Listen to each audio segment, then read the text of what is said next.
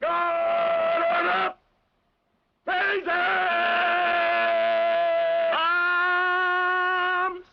Up! Attend! Up! The old Africa has disappeared. Untouched jungles, huge herds of wild game, high adventure, the happy hunting grounds, those are just dreams of the past. Today there's a new Africa, modern and ambitious. The old Africa died amidst the massacres and devastations which we've filmed. But revolutions, even for the better, are seldom pretty. America was built over the bones of thousands of pioneers and revolutionary soldiers, hundreds of thousands of Indians, and millions of bison. The new Africa emerges over the graves of thousands of whites and Arabs, and millions of blacks, and over those bleak boneyards that once were the game reserves.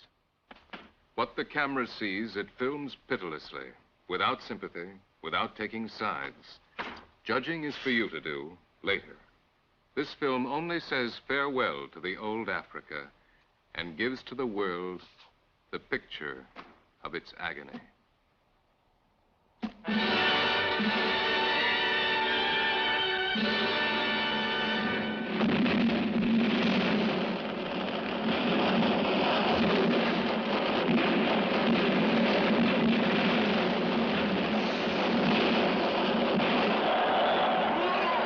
Nairobi, December 12th, 1963.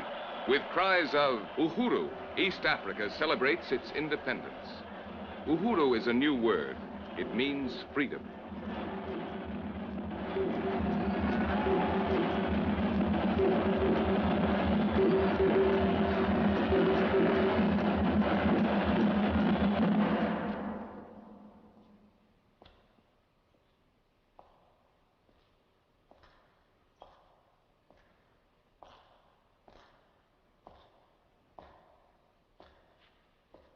The colonialist regiments withdraw, and the church accepts custody of these souvenirs of an embarrassing past.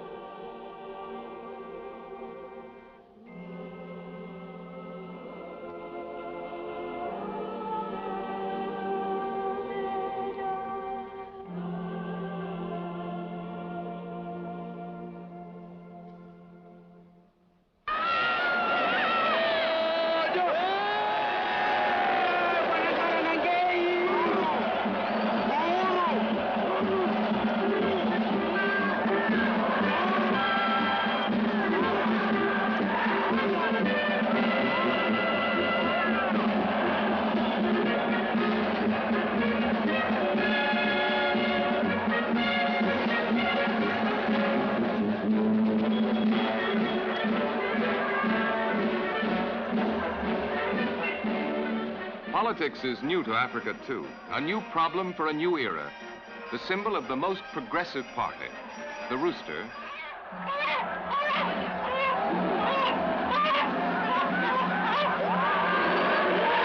is plucked by the nationalists.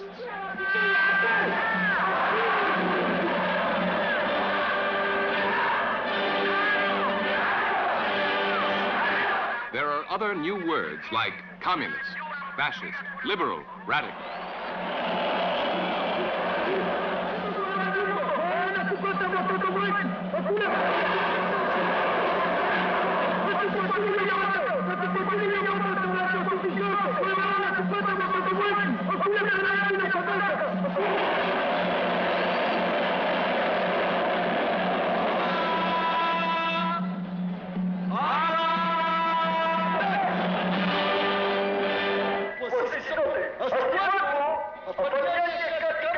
However, in the new spirit of Uhuru, everyone has the right to speak his own piece.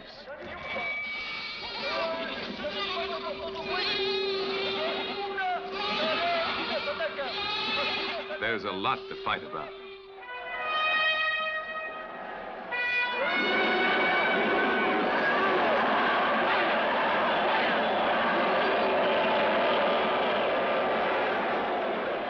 Yet everyone agrees with Jomo Kenyatta.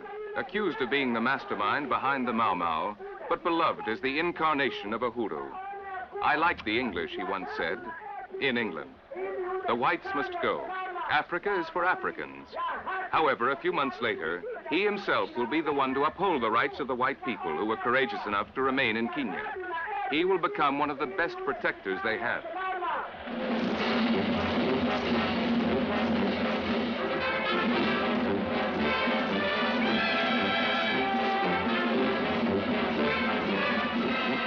The first African armies parade into history.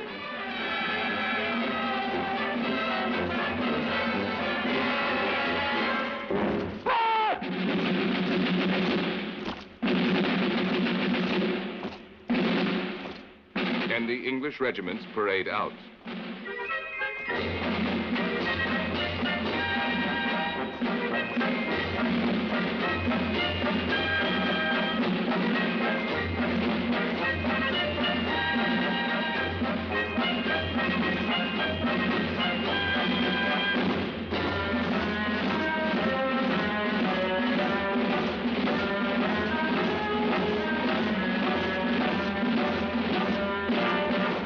Battalion! Present! On!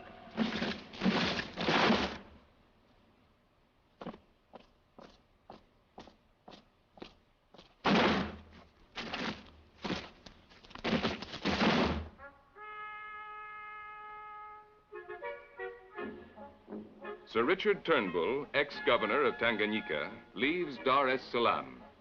In the garden, his askaris come to say goodbye. Kwaheri kwa Bwana!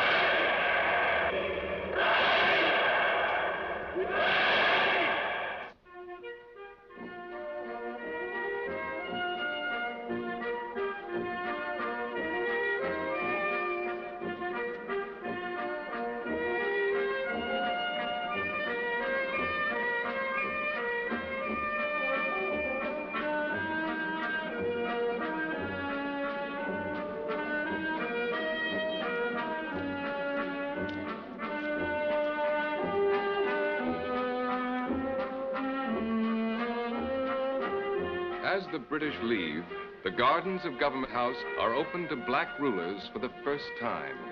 A new era, a great change. But somehow, in the little human ways, there's really little difference.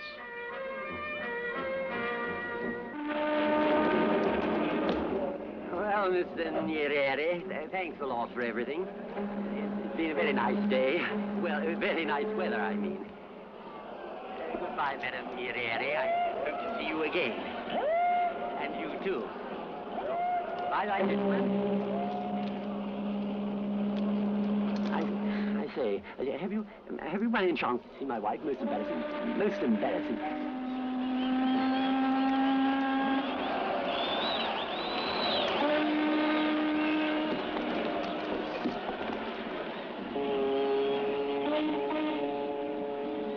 Politely, with great ceremony, the last governor of the British Empire leaves Tanganyika. But the elegant cordiality reeks of strain. The guest has overstayed his welcome. Here, the screaming sirens and booming cannon are no more impressive than the irritating racket of toy guns. For years, Africa asked Europe to leave, but Europe refused. Then Europe called herself Africa's nursemaid. But Africa grew up too fast and too troublesome. So now, suddenly, Europe abandons her so-called baby just when it needs her the most.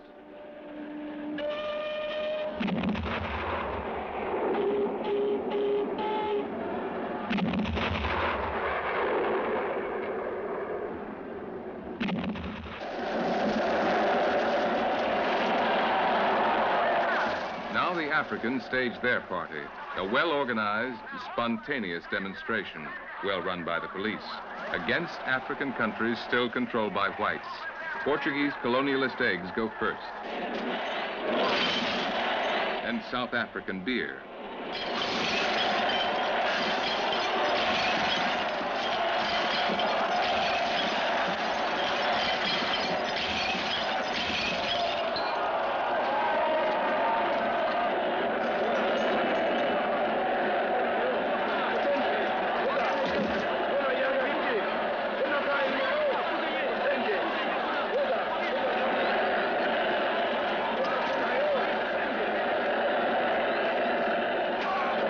It's not as effective as the Boston Tea Party, but the message is almost the same.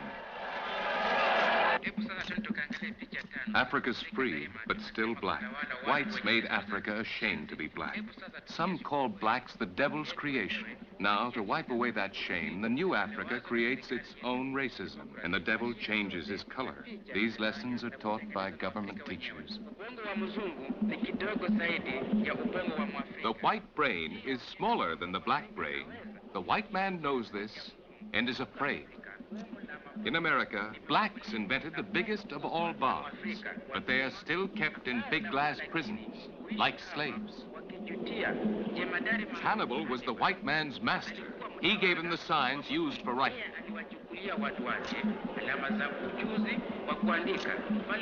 Hannibal also gave him the wheel, which Hannibal had invented. But when he brought it to the white king, the king killed him and ate him. Because they want to become black, whites lie in the sun by the sea.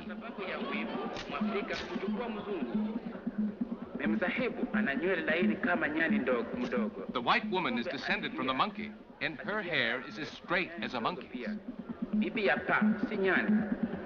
white woman has flabby breasts, so she hides them in white bags.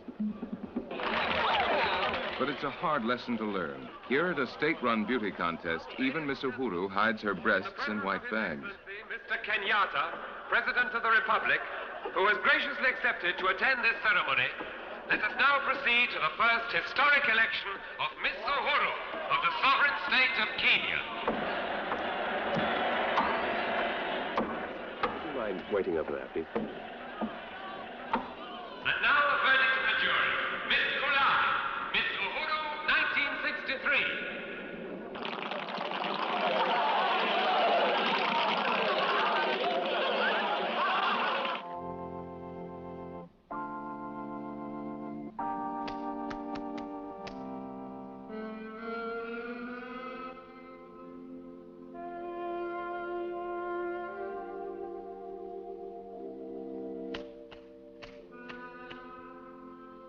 Miss Uhuru has her admirers, to be sure. But for centuries, many black men yearn for the white woman. Before Uhuru, in her gleaming mansions and her concealing garments, she remained an unattainable dream. But now, for the price of a drink, liberated Africans can make that dream come true. They can watch the white woman draw aside her mysterious veils, and lo, there she is, revealed at last. Not in the best light, perhaps, but certainly not a dream. Just an ordinary female, aging, mocking, and pale. Say, Abe wanna take him off?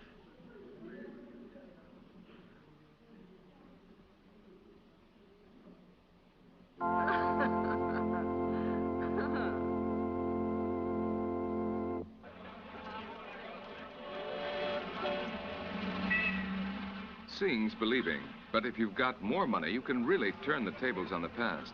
Top government officials get rich on the profits of Uhuru.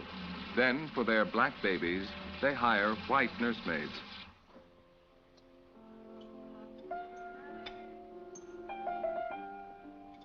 No, dear, you mustn't spit the seeds. Use your hands. Yes.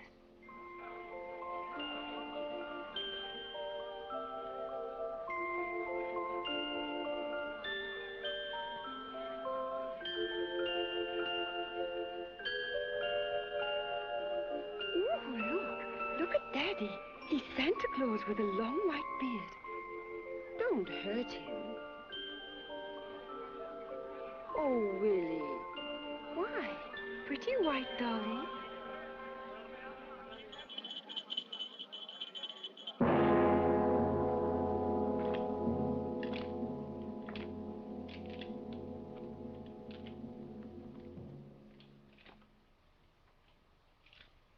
Now the whites must trust to black hands the defense of their homes and families. Soldiers of the most famous white African regiment, the King's Rifles, hand over their guns. There are no ceremonies, no military honors. It's a matter of fact. Africa has emerged from her long, dark ages. She lays down the spear and picks up the rifle.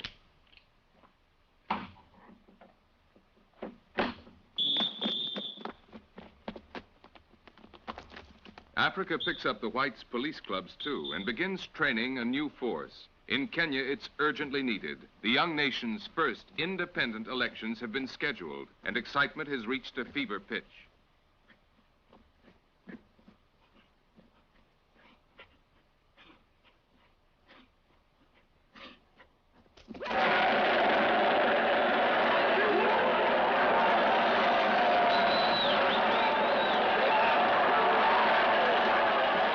During this campaign, irresponsible politicians promised to hand over all the whites' property, houses, cars, lands, and livestock, unprepared for modern democracy but eager to claim their shares. As if they could buy them with their votes, Africans scramble to the polls, but all they get is an age-old lesson meted out with the same old clubs, landing on the same old heads.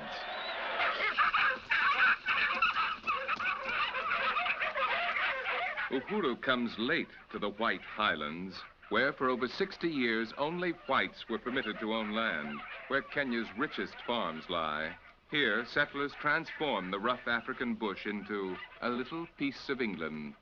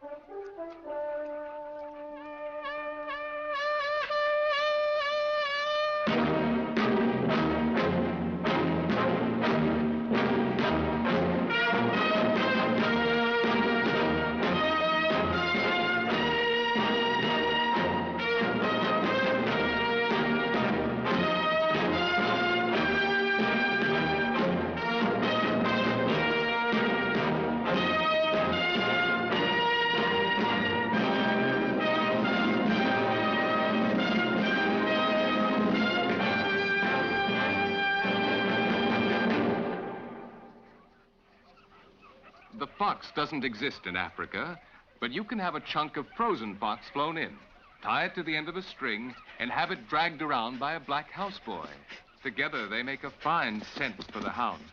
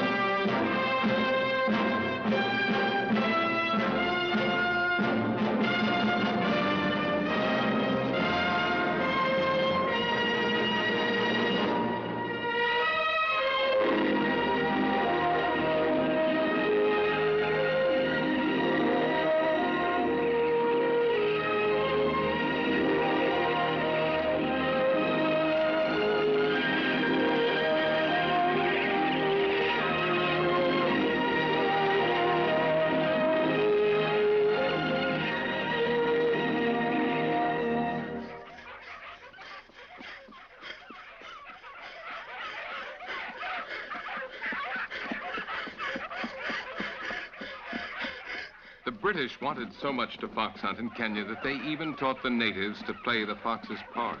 But the fox is a wily prey, one which the hunter should never underestimate.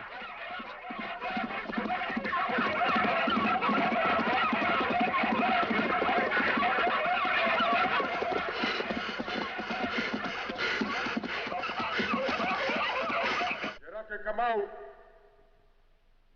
Gerake, come out! Gerake, come out!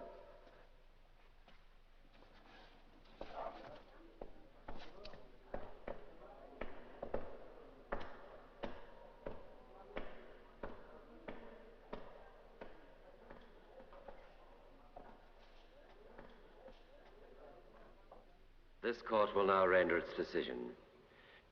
In Her Majesty's name, you are found guilty and sentenced to deportation to Maradal Jail to be imprisoned there for 40 years. That is all.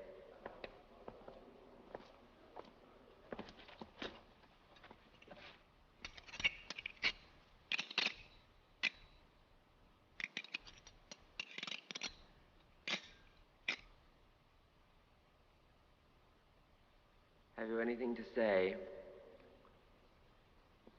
Prior arrests? Dio. When the accused was arrested, we found these. In his chamber. 4 rifles, a panga, and a pistol. They were made by his associates and himself for the crimes admitted to. Mshtakiwa, waitambua bunduki hii? Armed with this gun, exhibit number 4, together with 6 of his accomplices, Rashidi Singida, on the night of April the 6th, 1961, entered the farm of the British subject John Fletcher at Aberdare Point and strangled the askari on duty, Josephine Taeli. The second victim of the accused was Miss Elizabeth Regan, sister-in-law of the farm owner, who was killed by Singida by means of a gun shot through the window. Alerted by the shot, Mr. Fletcher ran to the outside stairs and was wounded. Mr. Fletcher crawled into the house to protect his wife and 2 daughters.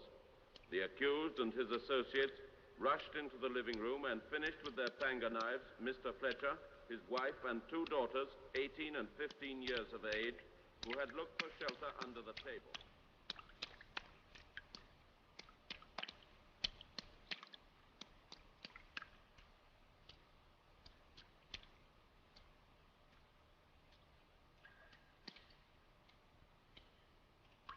The corpses of the 3 women were found without heads or limbs, while on Mr. Fletcher's body, a former naval officer, 72 panga blows were spotted.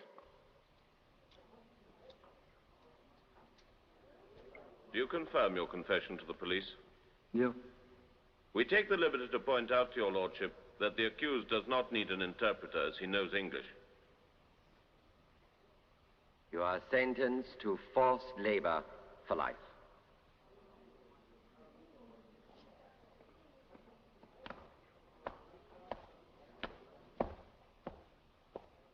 Jina lako. Watwa? Semejo. Wakiri kwamba mwatiani kwa uuaji wa watoto 3 wa kizungu wa shamba la Bwana Fawcett. Hebu sikiliza mapato ya uchunguzi ya kesi. Tangu miaka 9 wewe ya. Then I shall set forth the facts. For 9 years, you were the nanny of Memsa Fawcett's 3 children, Richard, aged 2, Mary, aged 4, and Victor, aged 9. You saw their births, watched over their games, ate and slept with them. On the night of February the 6th, you opened a window to let Kamata Narua and his gang into the house. Bwana Fawcett was taken and butchered on the big green table. The mother and the children ran to the door. Kamata caught them at the door and cut them to pieces before your eyes. I sentence you to life imprisonment.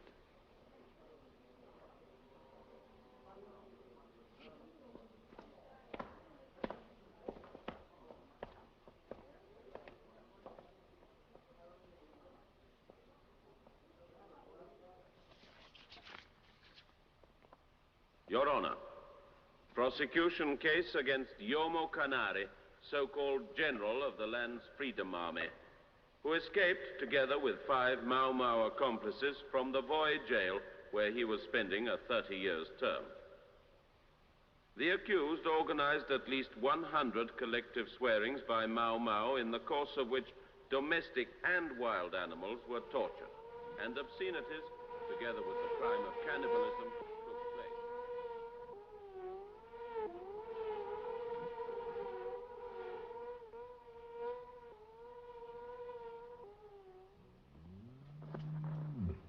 Besides, the accused is reported to be guilty of vandalism against the local breeders, inasmuch as they were forced to destroy more than 400 head of purebred cattle. The accused and his accomplices had cut with the panga the tendons of their hind legs, so causing horrible pains and permanent injuries.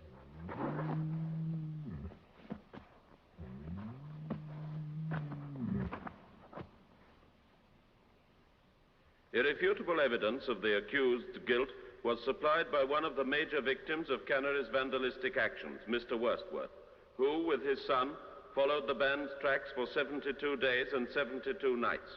At Narok, the accused was captured and delivered to the Magadi Post Police.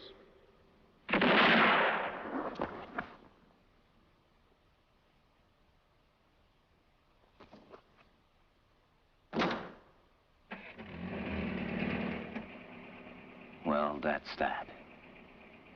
Those bastards. I consequently ask that the accused be found guilty and sentenced to the maximum penalty provided for by the special law.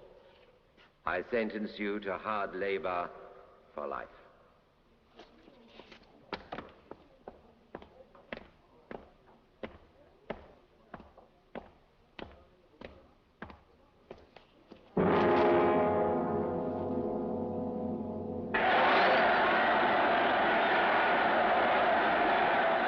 December 16th, 1964. General amnesty for all Mau Mau. Because their war against the British won Kenya's freedom, because they killed 85 whites and about 5,000 blacks, Kenyatta proclaims them national heroes.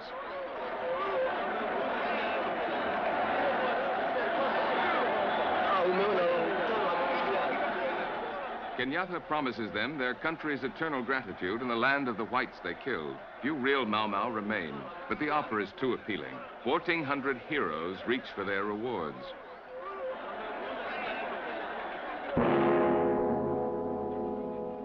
The whites' land trembles under their feet. Thousands prepare to leave. Real estate agency windows are papered with offers. If you don't catch the irony, the terms of sale seem absurd. 99 years to pay. The irony is deliberately funereal, bitter, and pathetic. To whom are staying on, Mr. G. Georgius announces with great sorrow that his once prosperous farm has been put up for sale. All friends are kindly requested to dig out all flowers and ornamental plants from the gardens before the sale. Holy Farm. For sale. Fraser Farm. For sale. Sutherland Farm. Sold. Rannis Farm. Sold. Tarbottom Farm. For sale. Swan Farm. Sold. Going. Sold to Mr. Karani for £54. Now I have two lovely candlesticks. What am I offered? 50. Does anyone offer more? 50 and 1, 50 and 2, 50 and 3. It took 3 generations to accumulate all this, but now the whites can't take it with them. So they hire Indian merchants to organize auctions, like this one at Kynan Kop in the White Highlands. The auctioneers do a good business. The Africans spend freely. The old house is stripped bare. In the shadows sit sad spectators, the ex-owners, themselves just shadows of the past.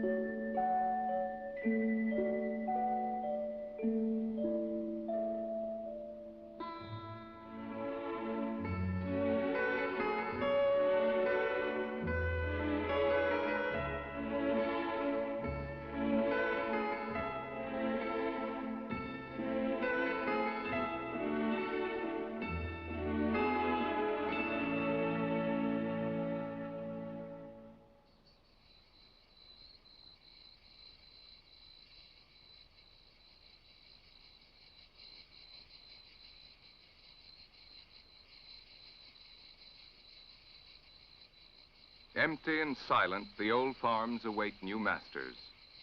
Kenyatta wanted to hurt the pride of the upper-class English colonials. Only the pioneers of the highlands were chased out. The whites living on the plains are left alone.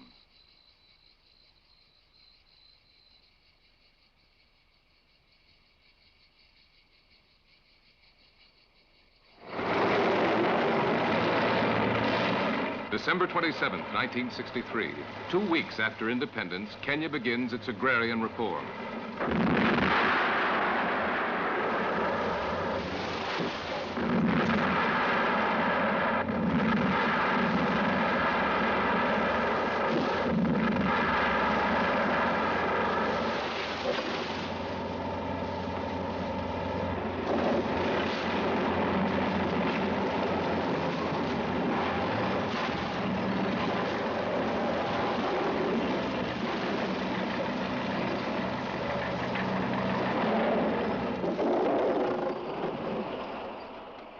A poem by Kano Toynbee, an African, comes to mind.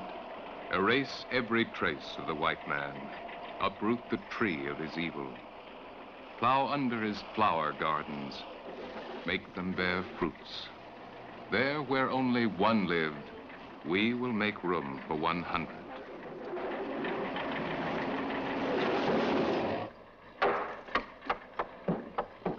In Kenya, the highlands are a rare oasis of green.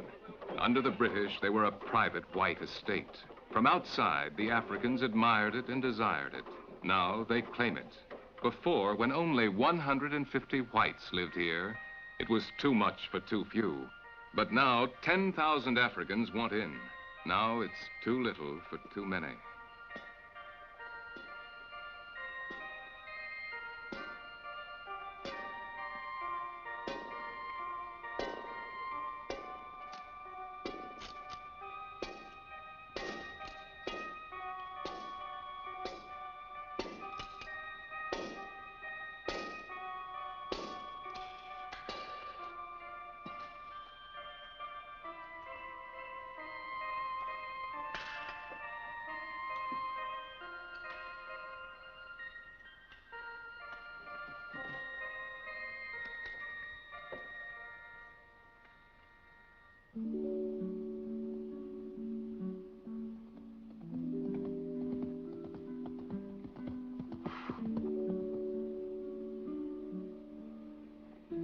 The Boers are leaving Kenya in these replicas of ancient wagons loaded down with pots, pans, and families. They are recreating the great trek in which their ancestors fled from Cape Town 130 years ago. The Boers will not wait to be dispossessed.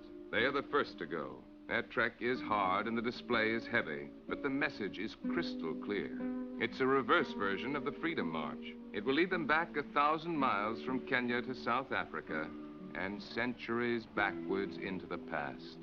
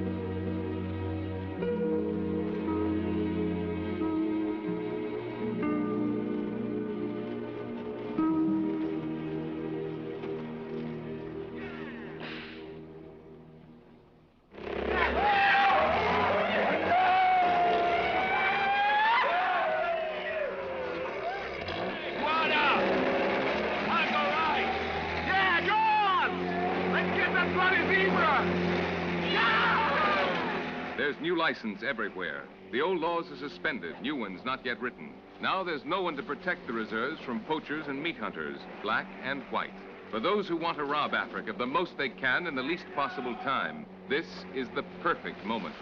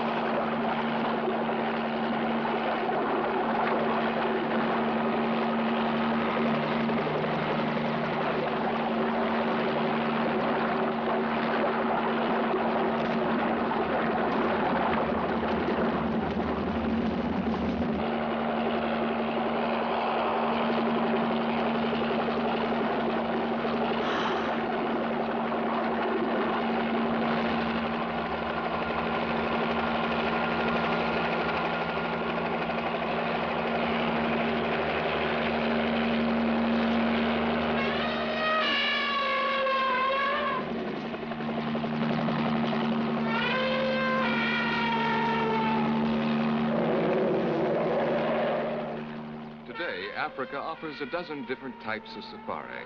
One, called the 15-minute safari, is just right for the harried businessman. A helicopter picks him up on the roof of his hotel, flies him above all that difficult, dirty forest, then carefully sets him down in a nice, safe place. While he rests, the copter finds an elephant and drives it toward him.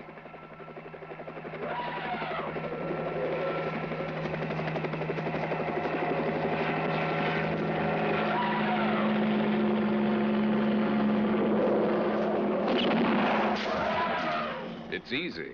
If you can hit the broadside of a barn, you can't lose. That rented gun is so powerful it could demolish a dinosaur. Hit him anywhere. Such artillery is bound to knock him down. Then you can finish the poor beast off, point blank.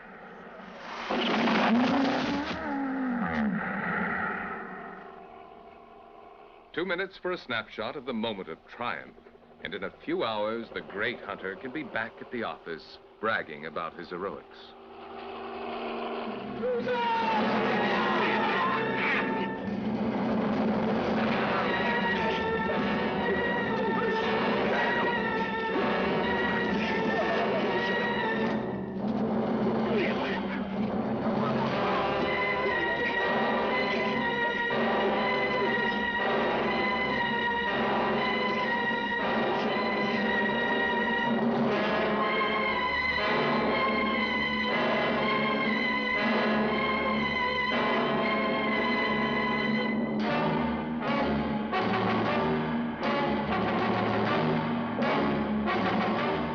The Africans don't have airplanes or powerful rifles, but they've got their ancient know-how and their numbers. So they gang up 10,000 strong, surround an area almost as big as Rhode Island, then pull the noose tight.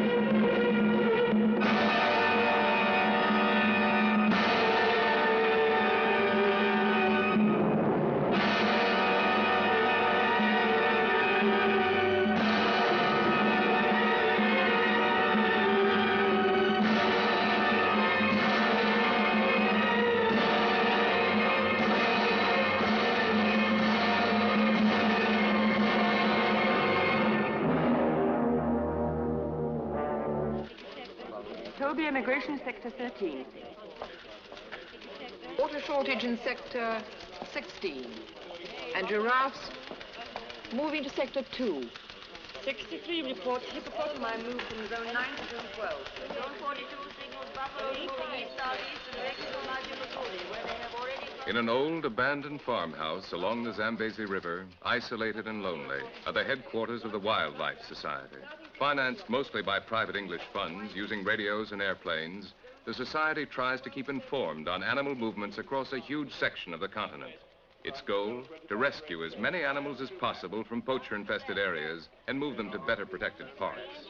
For millenniums, Africa's animals wandered free, obeying only the laws of nature. But now man imposes a new kind of migration, the life of the refugee.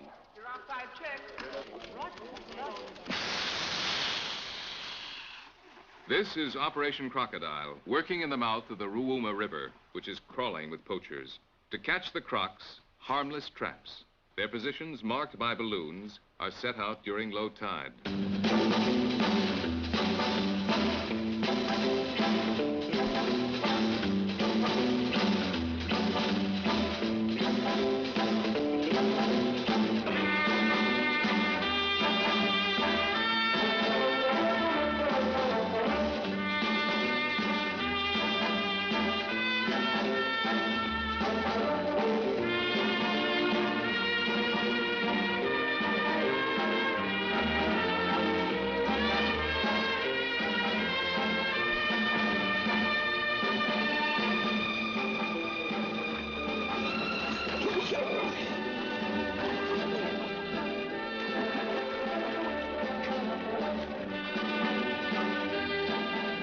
In the last 6 months alone, poachers have killed over 20,000 crocodiles here. The Wildlife Society can't possibly compete. This operation will save only 82. These lucky ones are knocked out with huge injections of tranquilizer serum. When they wake up, they'll be 250 miles away and safe for the moment.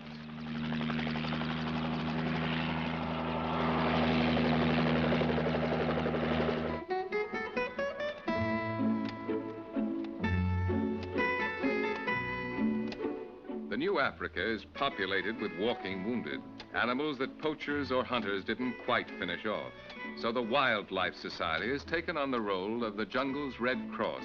To treat a wounded elephant, veterinarians feed their patient pounds of tranquilizers and hope that will keep him cooperative. They make diagnoses, take temperatures, administer medicine, even maintain an animal blood bank. Hold that tail up, won't you? Where the hell has this damn thermometer gone to?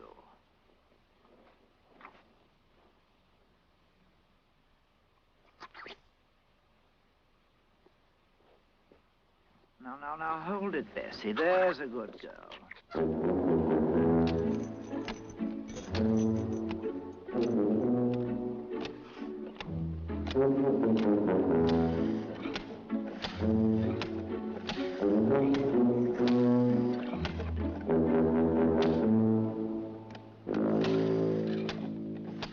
The Game Scouts helicopter is flying over the Tana River region. Some of the men run into the bush for cover. They are the ivory poachers, the bane of the African game reserves.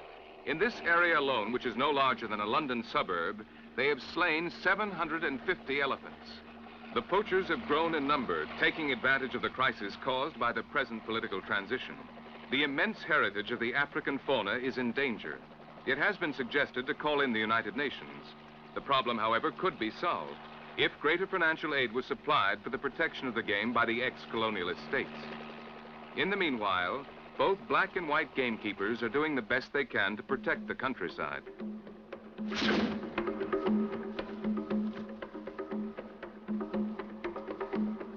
Hidden deep in the forest, police discovered hundreds of caches of ivory. One modernized army of poachers used hand grenades to massacre 300 baby elephants, all slaughtered only for the tiny tufts of hair at the tips of their tails, out of which they make baubles and bracelets that tourists buy for a few pennies apiece. In less than a year, the police here collected 82 tons of poached ivory. If you consider that this is only 1/5 of the annual poacher's bag, you begin to understand the magnitude of the slaughters.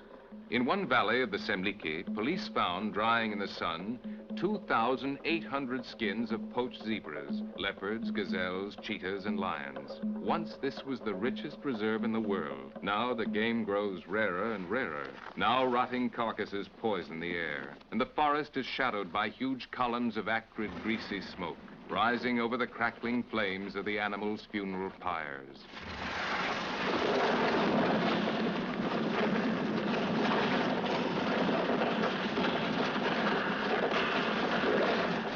The Wildlife Society keeps on trying to protect a few of the living, trying to save some of the wounded, but it's a pathetic losing battle.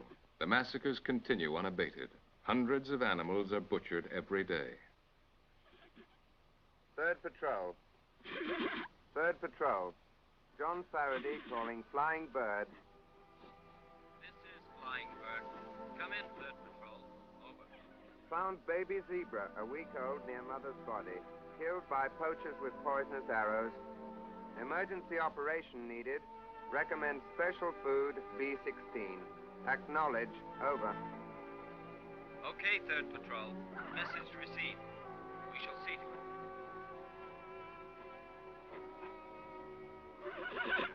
All right, get cracking, will you? He's hungry. Righto.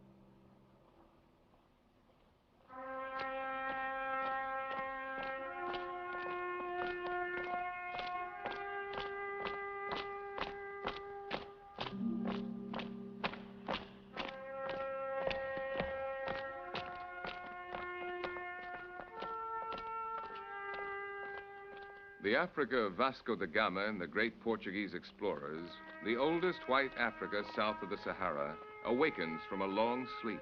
For 400 years, nothing has visited this fortress, nothing but the weather.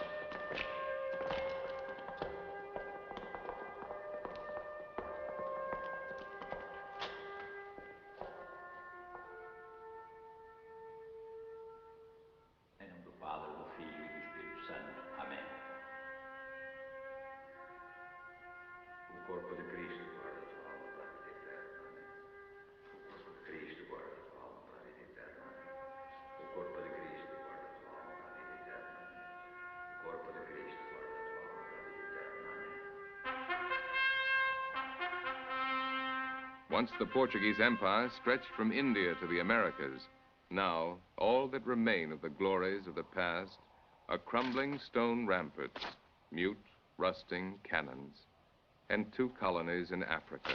But Portugal is reluctant to give them up. They're all she has.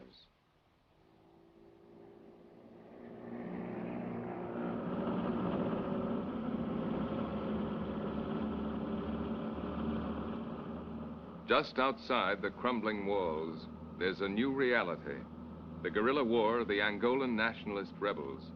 But in the heavy morning mist, the patrolling Portuguese soldiers still seem like ghosts of the past.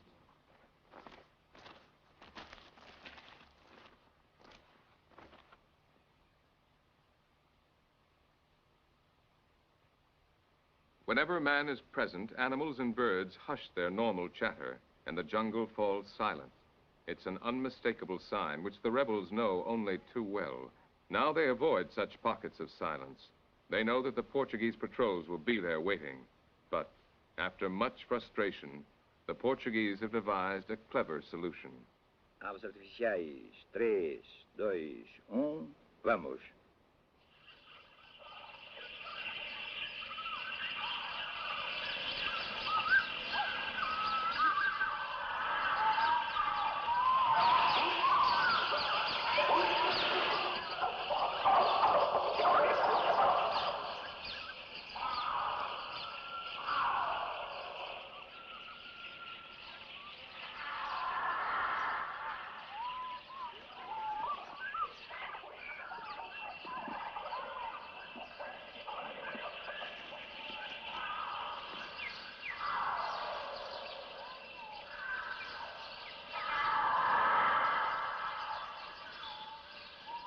It's a trick that almost always works. Animals and rebels respond to the tape's electric cry, and instantly the jungle fills with life and death.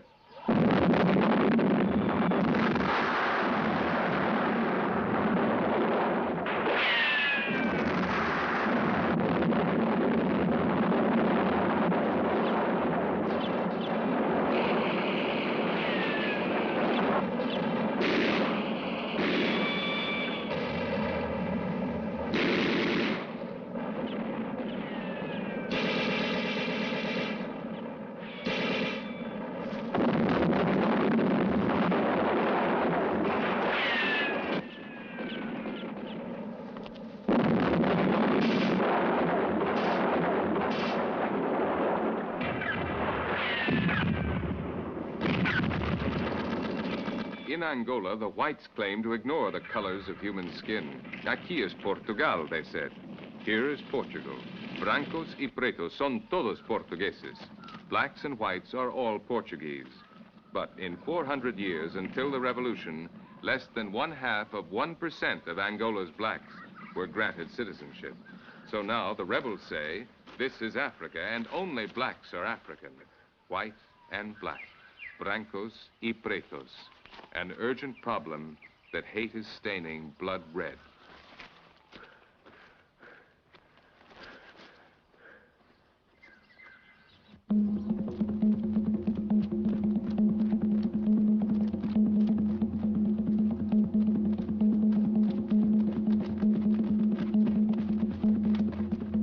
When modern elections ousted them from power because they're a small minority, the Watusi allied themselves with the Chinese communists, supposedly champions of the world's masses, and revolted against Rwanda's peaceful majority, the Bahutu. The revolution failed, and the Bahutu took a horrendous revenge.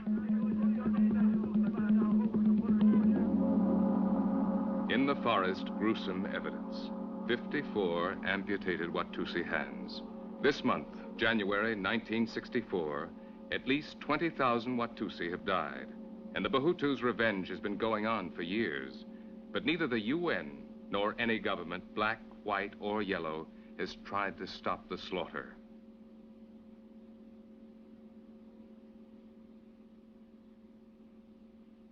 The Kagera River carries away thousands of corpses. These Bahutu river folk feel no pity for the Watusi, but for them the Kagera is the source of life, their drinking water. They must keep it clean.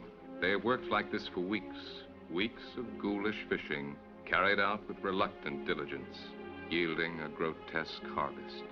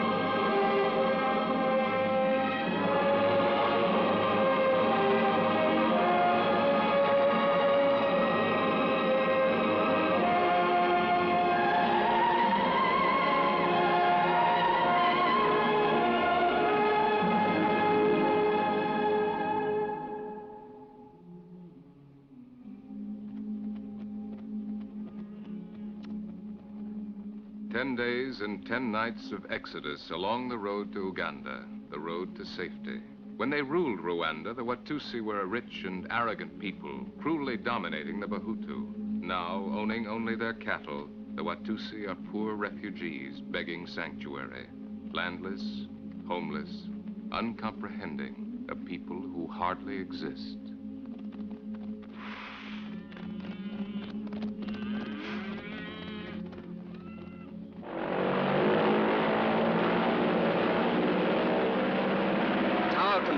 Tower control, answer.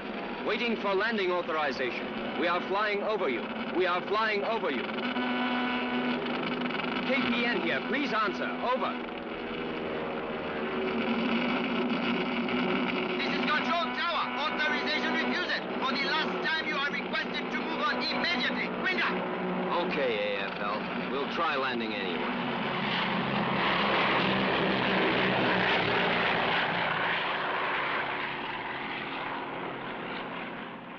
Sounds like they mean business, but despite the warnings, we're determined to land. In Dar es Salaam, we heard that Zanzibar has been thrown into a violent revolution. But because the rebels have cut off all communication with the outside world, no one really knows what's happening here. Rumors are only rumors.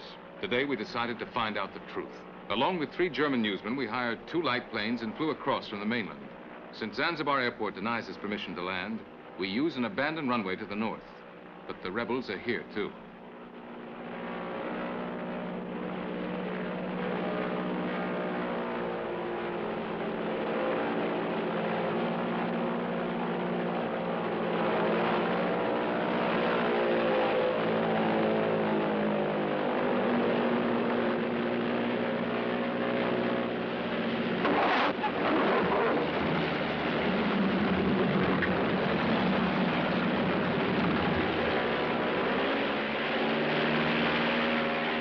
The Germans seem to have landed safely, but as we touch down, we catch a glimpse of them being kicked along by the rebels. Then the rebels drive a truck onto the runway, and we just have time to swerve away and pull up before we crash.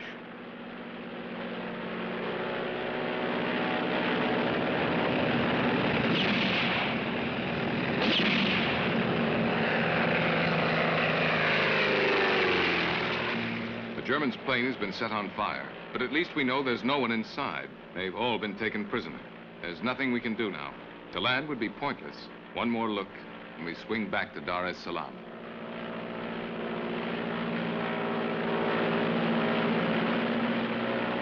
But the next day, we return with a helicopter, flying a red flag to confuse the rebels, because rumors say that the revolution is communist-inspired. This time, we head for the center of the island, where refugees say 5,000 Arabs were slaughtered last night.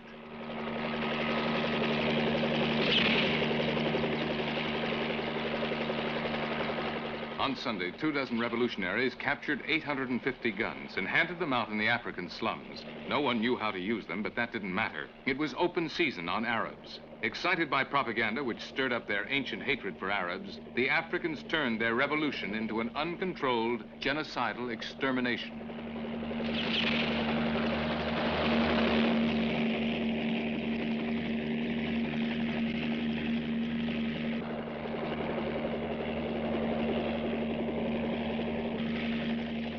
Entire villages burned. The Arabs machine-gunned. Trucks loaded with Arab corpses, carting them off to mass graves. Politicians called such scenes embarrassing. And so they are.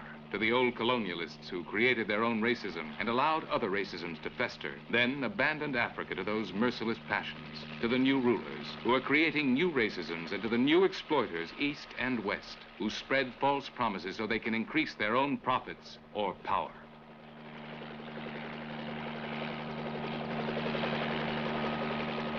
The Arab leaders have escaped to the mainland with the Sultan. These are Zanzibar's poor Arabs.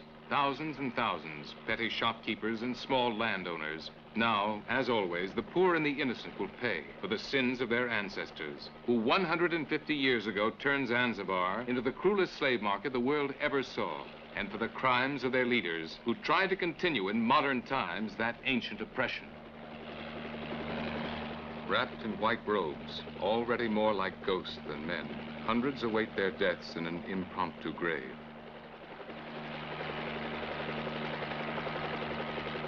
Ancient Muslim cemeteries turned into modern extermination camps. women and children trembling under the muzzles of the rebels' guns.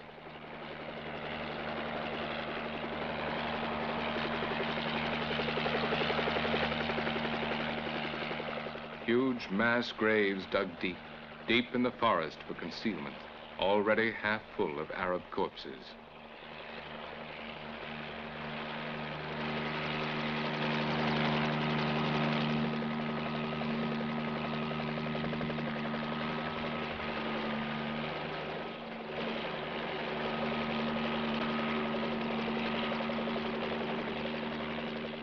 Again, the Moslem cemetery. But today, there's been no time to finish the business of burial.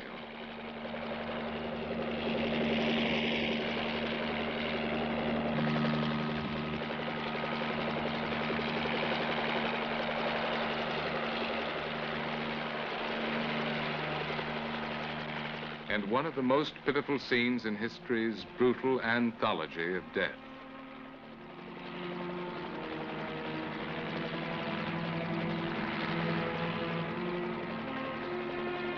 Thousands of Arabs fleeing into the sea. A desperate race to an impossible salvation.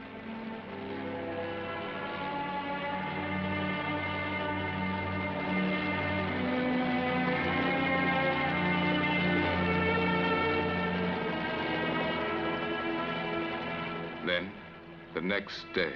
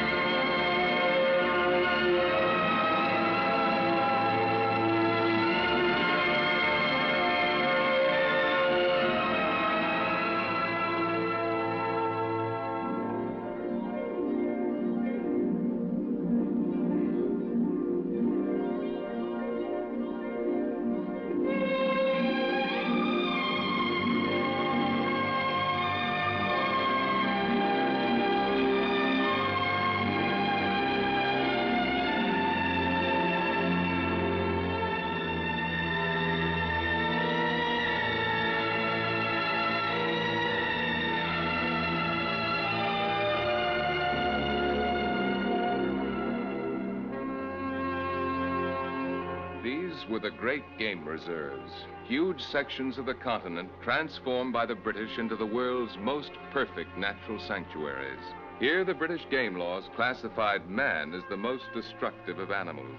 Here, except for man, all the animals were sacred. Man could tiptoe along the boundaries, but he could not put 1 foot inside.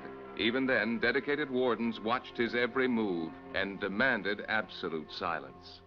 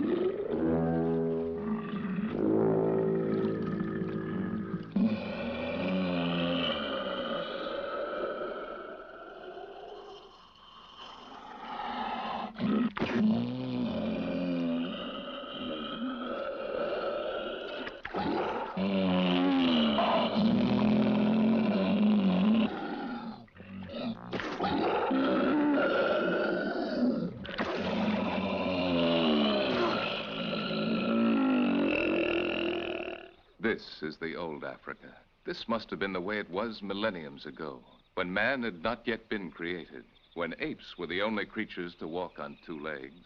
The same ancient silence, the sovereign harmony, the perfect, undisturbed divine balance, the natural paradise. This must have been the way it was in the Garden of Eden, just before man was thrown out.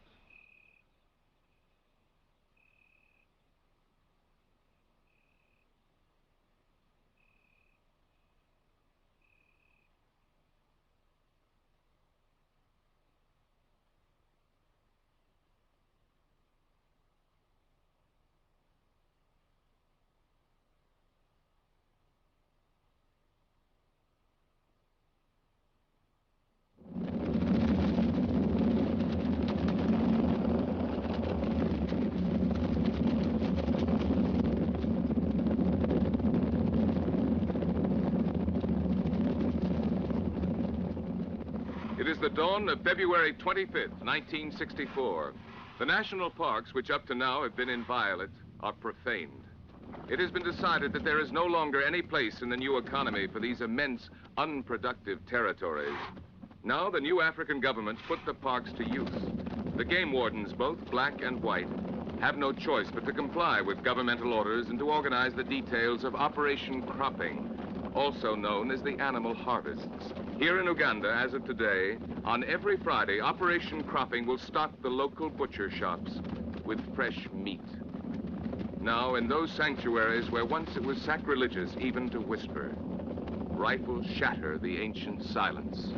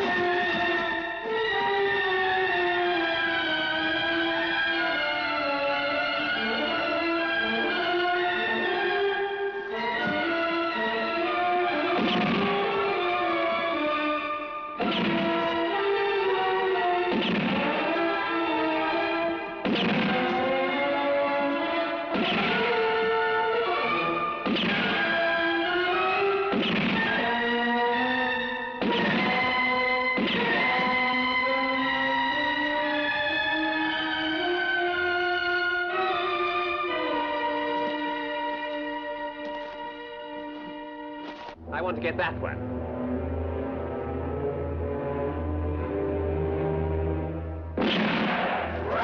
March 25th, 1964, Murchison Falls National Park, elephant harvest.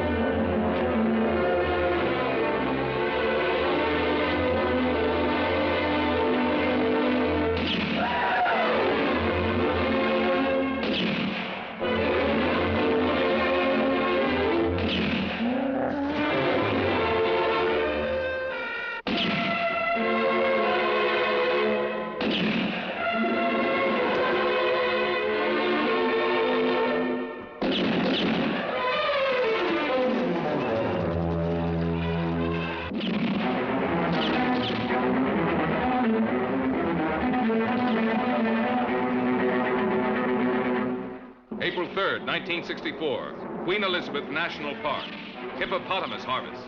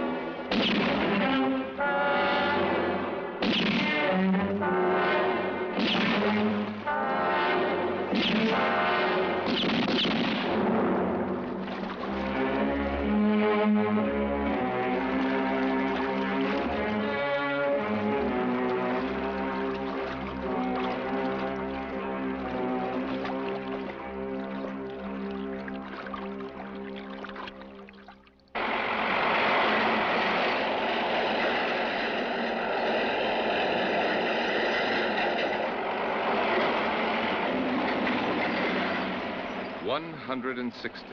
That's the total at today's harvest on the Hippopotamus Ranch. Local butchers buy them all for about $40 apiece. The number to be harvested is determined by two factors. Africa, which is starving for protein, must be fed, and the market prices must be kept stable. The number slaughtered is exact, 100, 500, 1,000, but not one more or less. Once the quota is filled, silence returns, and the other animals stay alive for another week, yawning lazily in the same waters where until yesterday nobody shot at them with anything except a tourist camera. The harvesting itself is child's play. Just blast away. The herds are so thick and so trusting that you're bound to hit something. Babies, tough old males, pregnant mothers. They all bring a good price. And there are plenty more where these came from, at least for a while.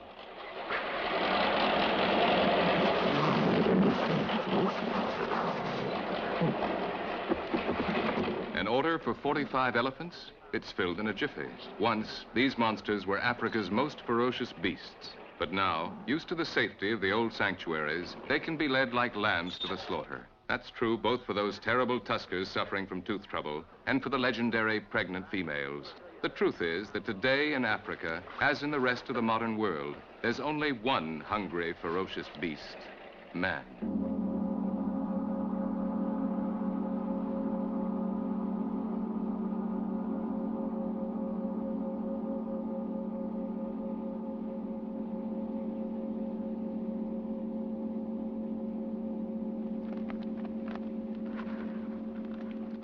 But Africa wants it both ways. Meat on its tables and the myth of the animal paradise for the tourists. Wounded animals limping away from the harvest are destroyed immediately.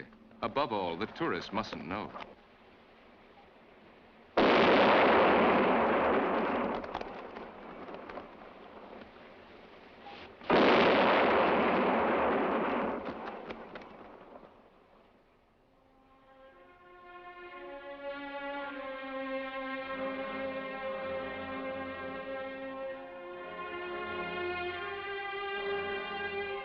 But since even most tourists don't get to Africa, we'd like to offer our own snapshot of the famous animal sanctuaries. This is edition 1964, Slaughter Paradise #1, the richest meat market in the world. Don't worry, down there in the water, a few hippos are still left for next Friday.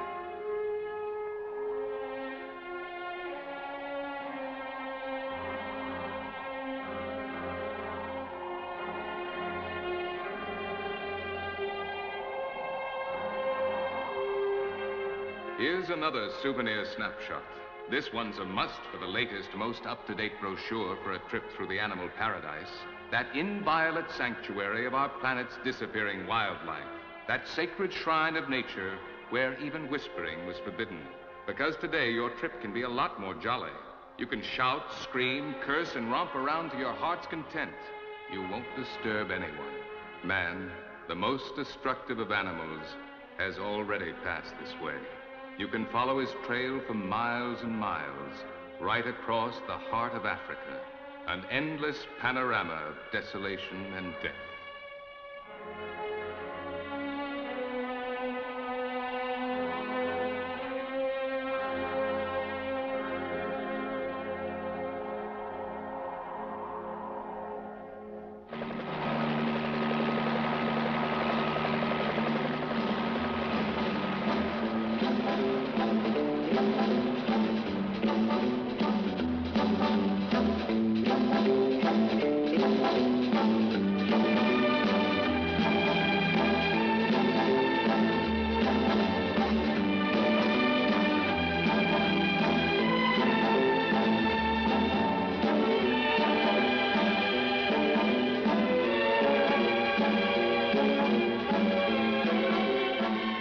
The animal sanctuaries to enter another sanctuary, South Africa, the sanctuary of the whites.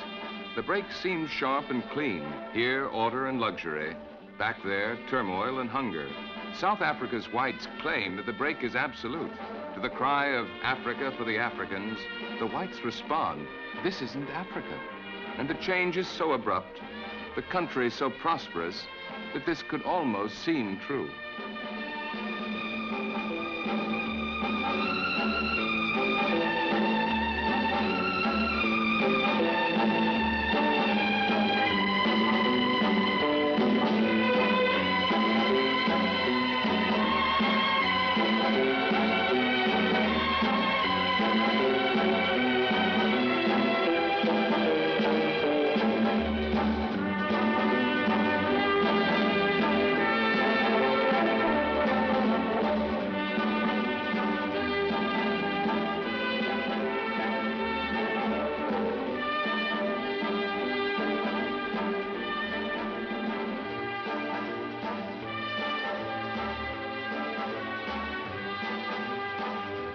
When the whites first arrived in Cape Town, they found relatively few blacks. Now the blacks outnumber them 4-1. Now the blacks say, this is Africa, their Africa, which the whites have taken from them, which they want back. And if this is not Africa, then what is it? If it's not the last point on the African continent, then it's not in the world at all. It must be unreal, imaginary, a glittering fabrication of castles in the sky.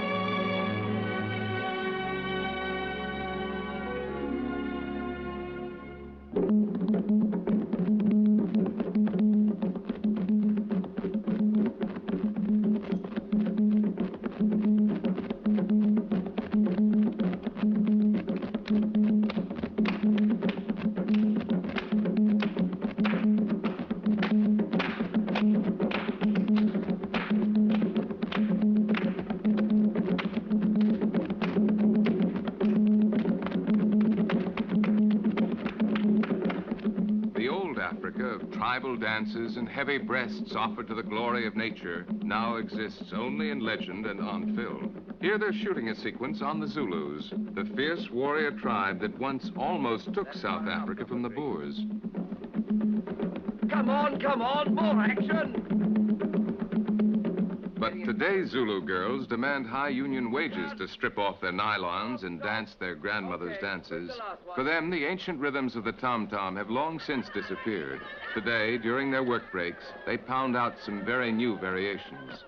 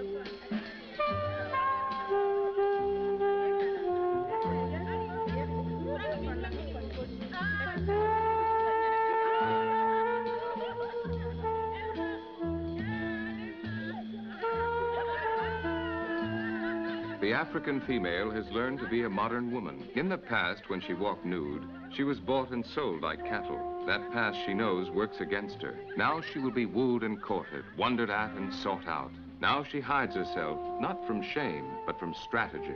Bare she was fair game. Covered, she's a mystery. Bare she was bartered. Dressed, she can decide for herself. Aggressively, like a tyrant, like the white woman. So, knowingly, the old Africa covers itself and disappears.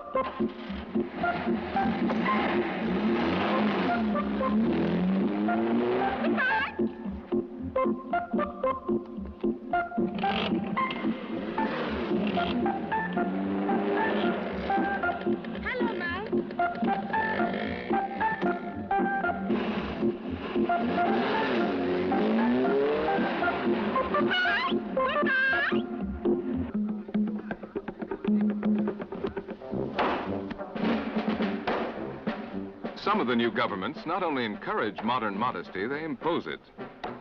Enthusiasm everywhere often leads to excess. We in Europe have witnessed worse things. In the Sudan, that great organ of the modern world, the Legion of Decency, distributes thousands of pairs of underpants, all the same size, to the wild tribes. These warriors, once so ferocious, now receive them meekly. Meekly they agree to care for their drawers, with all the respect due government property.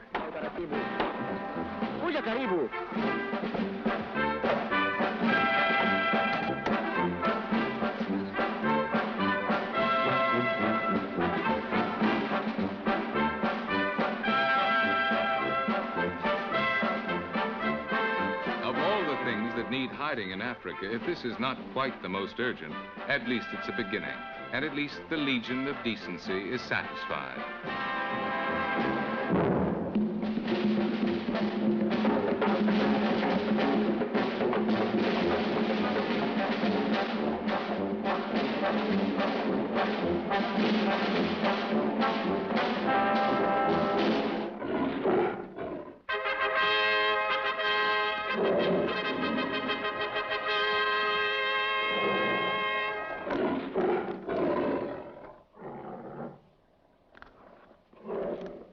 Never before has a warrior slipped on shorts. Never before has a lion climbed a tree. The fact is, times have changed. In the new Africa, the old kings are in disgrace. Take the ex-king of beasts. Today, his roar doesn't frighten anyone. While other animals flee from poachers and hunters, the ex-aristocrat, ex-terror of the jungle, climbs trees to catch lizards. Poor king of the forest. His ex-reputation stalks him and makes his humiliation public. Tourists flock to see him. Where's the lion? There's the lion. What's the lion doing? All day long. They won't even give him a moment of privacy.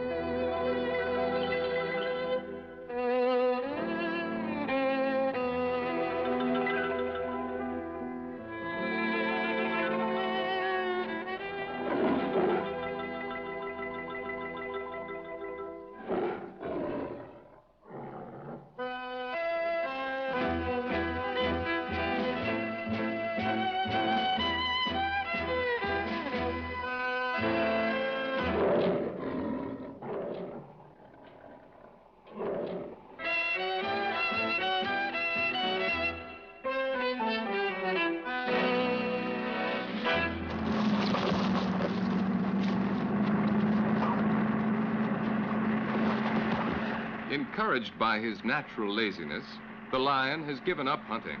Why bother? Park wardens do his hunting for him. Not only that, they deliver the meat right to his doorstep, in places easily accessible to tourists, and far away from such unpicturesque truths as the Friday harvests.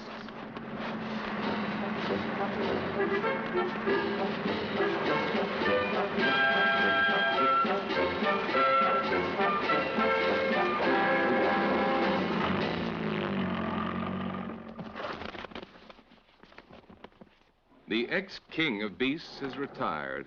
Now he's just a weary old man on welfare who gets his daily exercise by irritably shooing away the birds.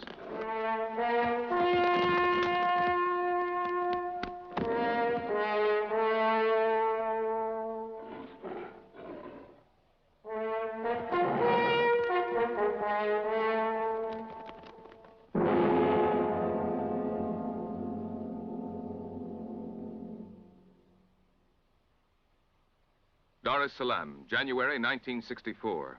Another revolt has exploded, this time in Tanganyika. What began as a minor army protest over wages has turned into race war. Just as in Zanzibar, the ancient African hatred of Arabs has broken loose.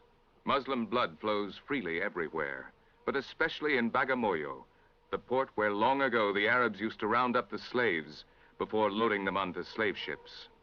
Already the mortuaries are full, and the cadavers overflow into the sun. Patiently, the vultures wait for the inspection to finish, so that they can begin their own.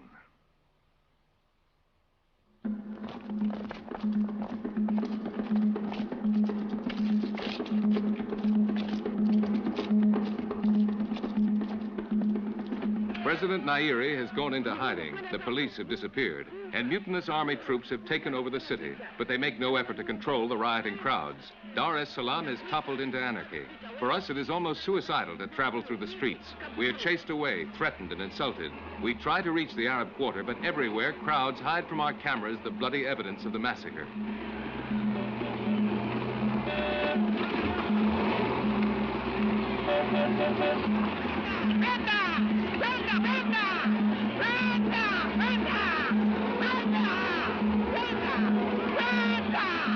On Ocean Road, a Muslim tries to escape a crowd of Africans by running out into the sea.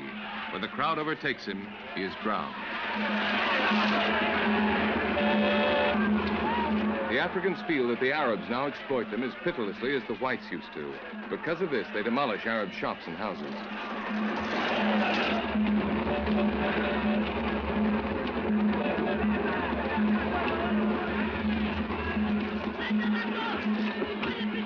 Dozens of Arabs have put to the wall. Someone has killed 3 mutineers, so now there must be a reprisal. But we're not welcome at the execution. They scream at us and threaten us with machine guns. When we stall to get some good shots, one of the soldiers loses his temper.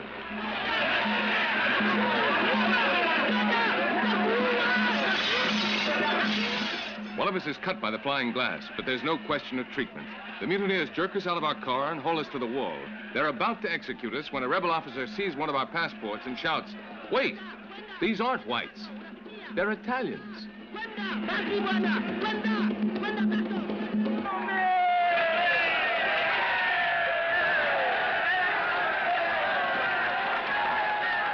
Leopoldville, June 26, 1964. Moise Chombe, the exiled rebel whose secessionist Katanga government held off the United Nations troops for over 2 years, returns to the Congo. Almost as much of the country is controlled by communist-supported rebels as by the Western-supported government. But Chombe boasts that he can clean up the mess in just 3 months. Now he's no longer a villain. Now he's the Congo's savior. But mass enthusiasm is short-lived in these parts. In a few months, Chombe will again be defined as the enemy of his country and sent into exile.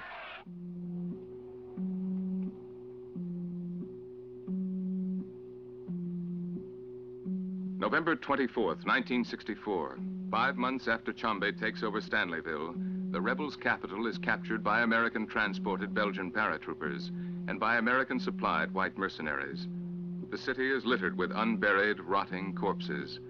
Here in the Congo, these new atrocities have old roots. Half a century ago, the white colonials used to cut off the hands of the blacks who didn't work fast enough. During that period, so much killing and torture was so cruelly and persistently practiced that the black population decreased from 20 million to 12, and now we reap what we have sown.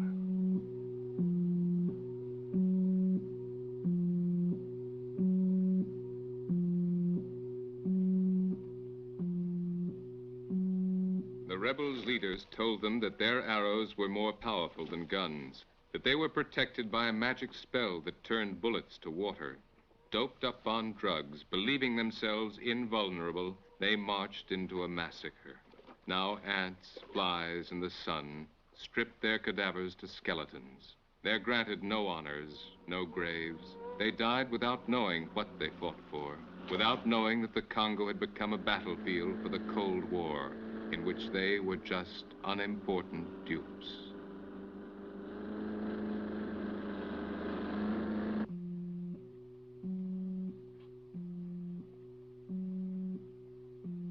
Guns at ready, Belgian paras and white mercenaries forced rebel prisoners to carry out this grisly cleanup. The rebels in Stanleyville killed 74 whites, trapped 80 children in their schoolhouse and burned them to death, and raped 4 white nurses. 12,000 black enemies of the revolution were tortured, killed, and often eaten.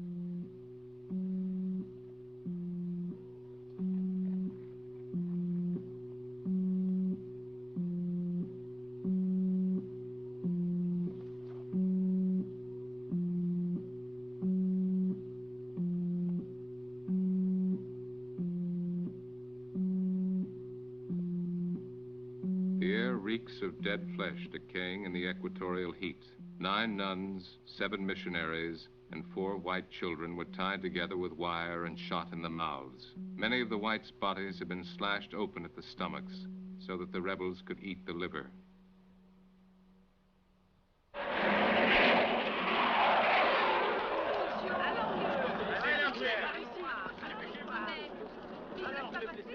At Leopoldville Airport, American C-130 transport planes unload the survivors of the horrors of Stanleyville. Less than 24 hours ago, they were lined up under the muzzles of the rebels' machine guns. Then, 320 Belgian paratroopers floated down out of the sky, burst into the city, and put 7,000 rebels to flight. The rescue took only 10 minutes, but 74 whites are missing at roll call. The wounded were pulled out from under a pile of corpses that included the Americans Carlson and Rhine. 5 of these wounded, among them a raped woman, died later at Leopoldville Hospital. They wouldn't even have made it to the hospital, nor would the 1,000 other rescued whites have made it out of Stanleyville had it not been for the American planes. But without the American planes, neither would the Belgian paras have hooked up with the white mercenaries and captured Stanleyville for the Western-supported Congo government. 2 days later, knowing this and disregarding the mission of mercy, the Organization of African States accused the USA of unlawful interference in internal Congolese affairs. Pull them out of here!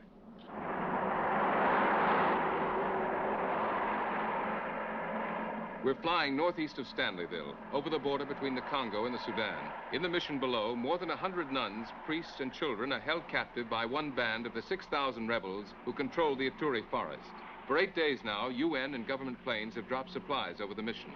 These always end up in rebel hands, but there's no alternative. The rebels have threatened to slaughter all the captives if one parachute opens or one helicopter lands. This time, the government keeps its side of the bargain, but the rebels don't. On the 9th day, when we fly over the mission again, there's no one waiting.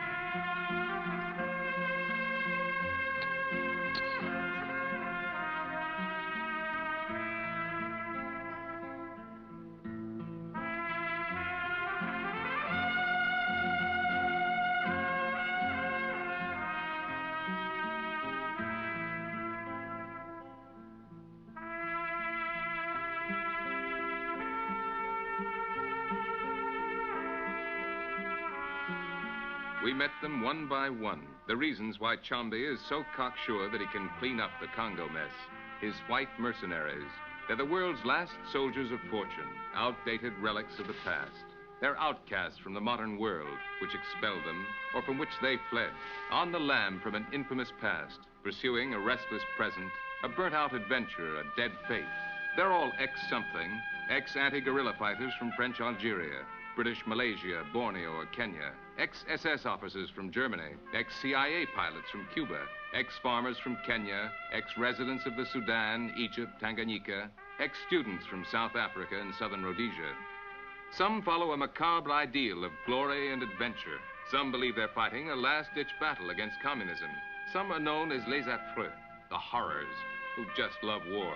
2 days ago, 15 of them tore Kisaka from the grasp of over 400 rebels. Tomorrow, 40 of them will try what the entire Congolese army couldn't achieve, the conquest of Bwendi.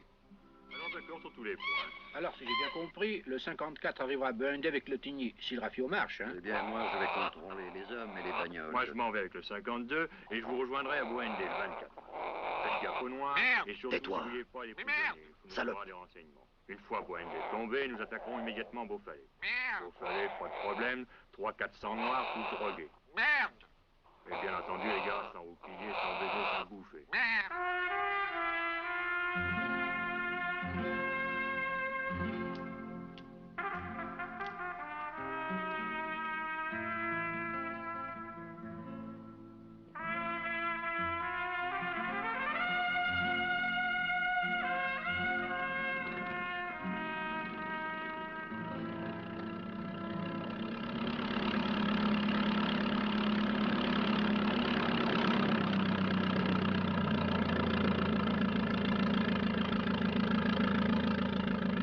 The attack on Bwendi will use air power. Air power means these two 20-year-old American T-6s, rickety antiques held together by chewing gum and string. Their pilots are Tom O'Keefe and Somerset Wilson, ex-Rhodesians whose families were murdered by the Angolan rebels.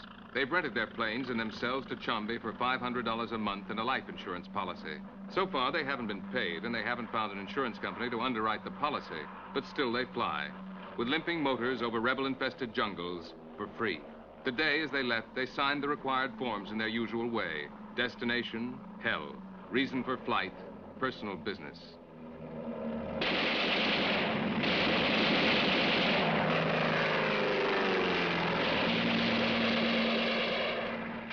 October 22nd, 1964. The attack on Bwendi. Hey! Off the trucks and take cover! Off the trucks and take cover!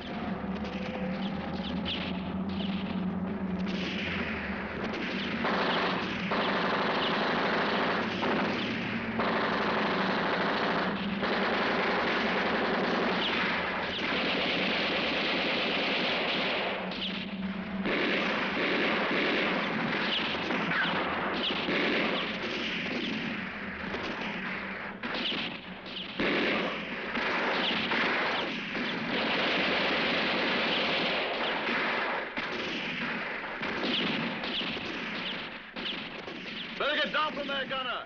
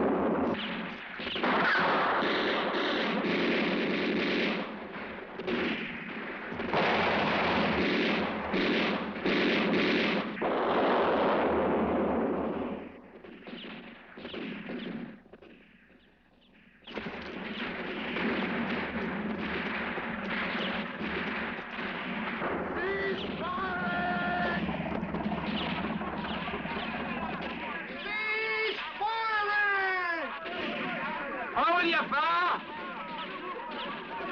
All right, hold it!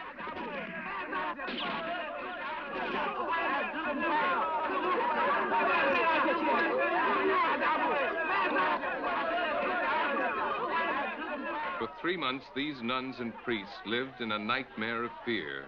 The rebels have been taught to strike at the white man through his God, the God of the white skin, the God responsible for the unending arrogance of his worshippers.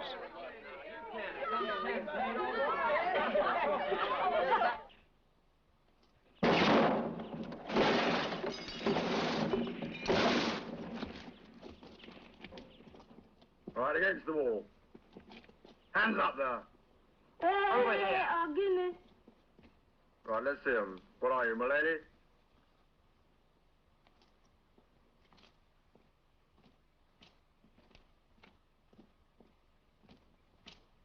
The victors have no sympathy for their prisoners. Today, it's the rebels' turn to suffer. But tomorrow, when the mercenaries move on, other rebels will return. Then it will be someone else's turn.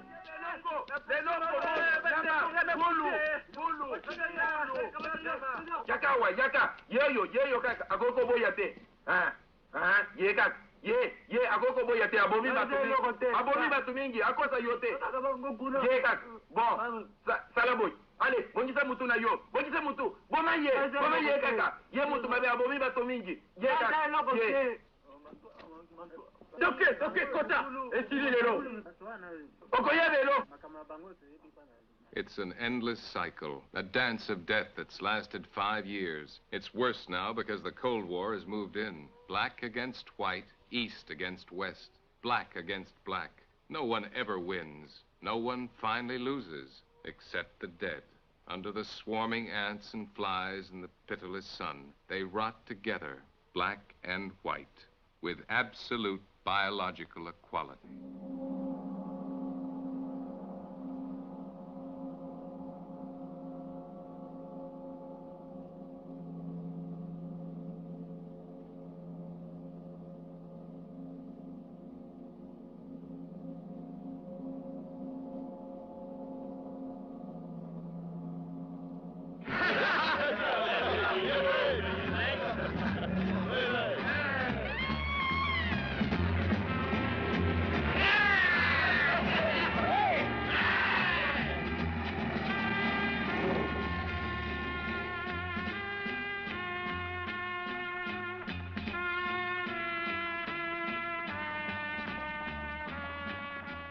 But, at least for the moment, to the winners go the spoils. At Buendi, the mercenaries discovered a rebel government strongbox. When they blew it open with a bazooka, they found 50 million Congolese francs. This fortune was not saved to finance the revolution. It was to finance Plan OK, according to which 3,000 rebel troops were to invade the USA. America is saved.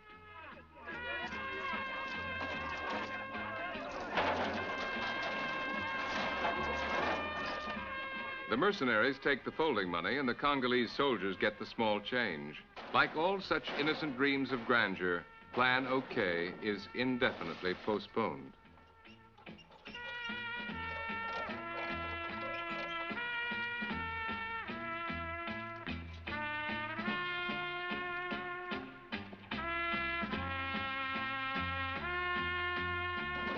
Meanwhile, in reality, the soldiers get drunk over a victory as worthless as their plunder. Guests at a banquet where they get only the crumbs.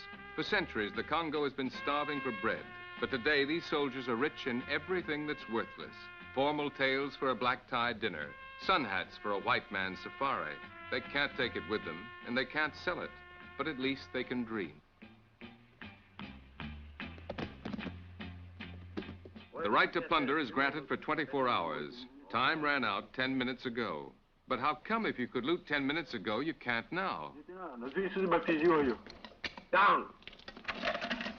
A good Congolese soldier fighting for his country will never figure it out. Thieving bastard.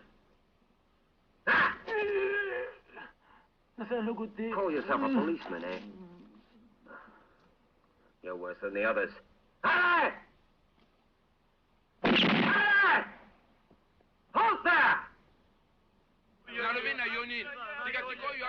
He'll never figure out why the whites make such a fuss to find out who ate this fellow's liver.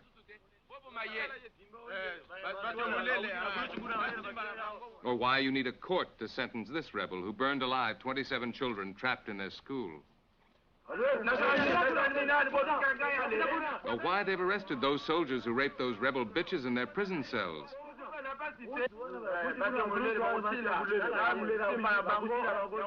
Or why you need so many men and so many rifles to kill one little, unarmed rebel.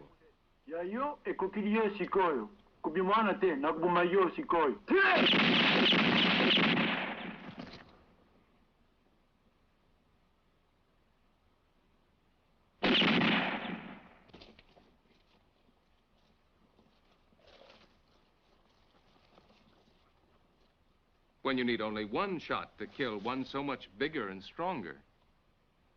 Okay, take him out of here, put him against the wall and shoot him.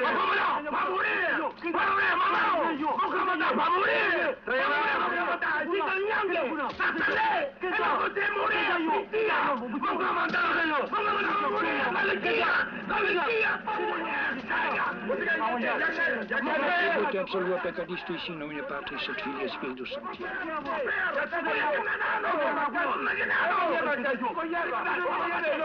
Okay, let's go then. Commandant.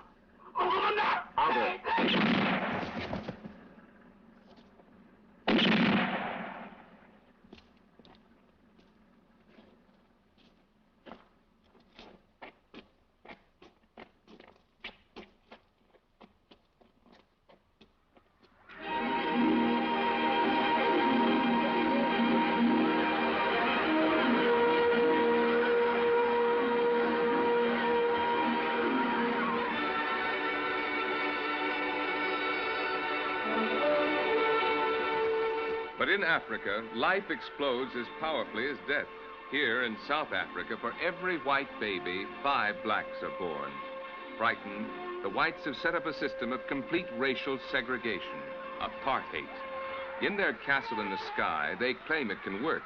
But in reality, it's an impossible, hysterical defense. And the longer it endures, the more it threatens to change the joyous smiles of the new generations into the grim lines of hate.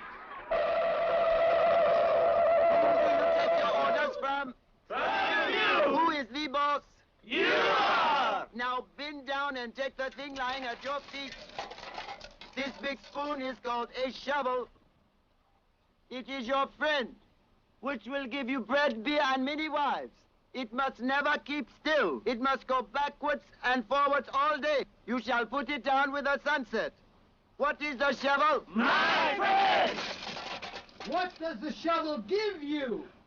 But South Africa needs all that young black labor. There's not even enough at home. So it takes refugees from other African countries. And if they're unskilled and illiterate, it can teach them the necessities at almost no expense. Who then is your friend?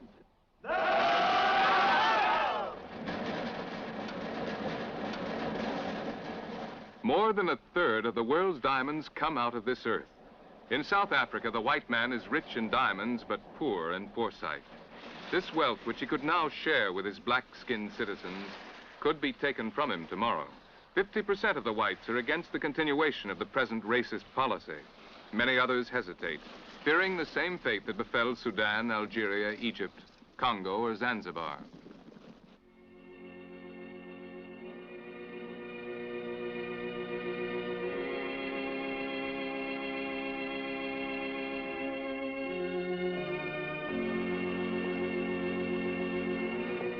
Since 1652, the Boers have been here, working the land as farmers. 100 years ago, they struck gold, lots of gold. Now South Africa produces more gold than any other country in the world. The whites claim that this gold is theirs. Certainly, the technology and the industry is. But for every 100 white technicians who work in the mines, and for every single ingot of gold that comes up from the mines, 1,000 blacks put in a long, hard day's work. Clearly, the whites need the blacks, and the blacks need the whites. But increasingly, with every passing day, the only emotions between them become distrust and hate. The black man is a child just out of the trees. This is a racist statement.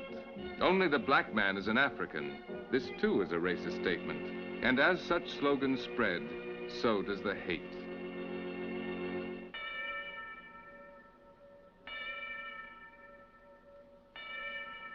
And so Johannesburg, the city of gold, becomes a segregated prison. Segregated, the blacks are locked in. Segregated, in their gilded cage, the whites are afraid to leave.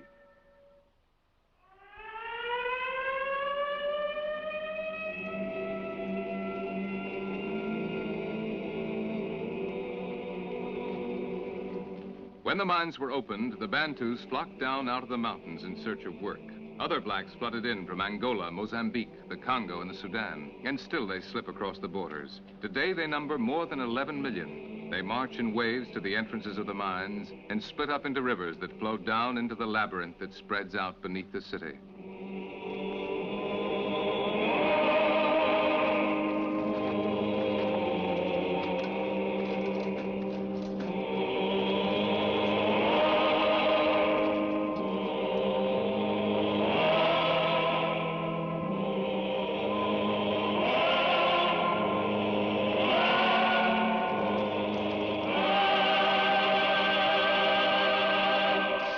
The great vein of gold lies directly under Johannesburg, and the rock that separates blacks from whites is riddled with holes, like a great Swiss cheese.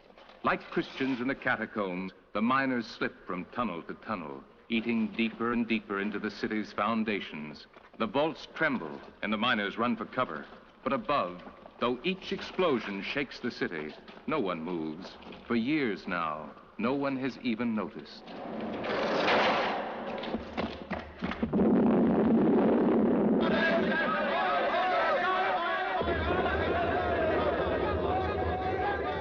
The stock exchange booms. Senator Kennedy tours South Africa to plead against apartheid. But new orders for mining shares are cabled in from New York. South Africa is expelled from the Commonwealth, but London buys more shares every day. The communists offer black revolutionaries their open support. But on March 10th, Moscow bought 2 million carats of diamonds. And on May 12th, Peking ordered 50 tons of gold. Meanwhile, like the chart of the rising stock prices, the miners' course moves ever upwards. The clamor of the exchange grows shriller and more excited, but the crust separating the two worlds grows ever thinner and begins to crumble.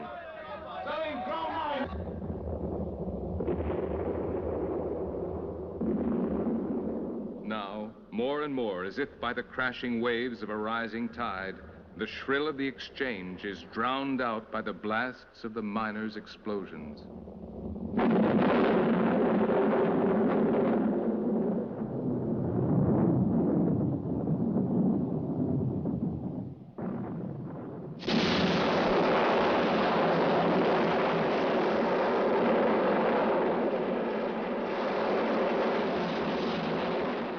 At the end of the Ice Age, a warm ocean current broke off a giant ice floe from the southern ice cap and bore a little colony of penguins here to the Cape of Good Hope. Stranded when their ice floe melted in the sun, for centuries they've been strangers in a foreign country which grows ever hotter and more hostile, surrounded by a sea mounting in depth and fury. Soon, if these waters do not calm, one giant, angry wave will wrench them away forever from this last rock at the furthest tip of the Black Continent.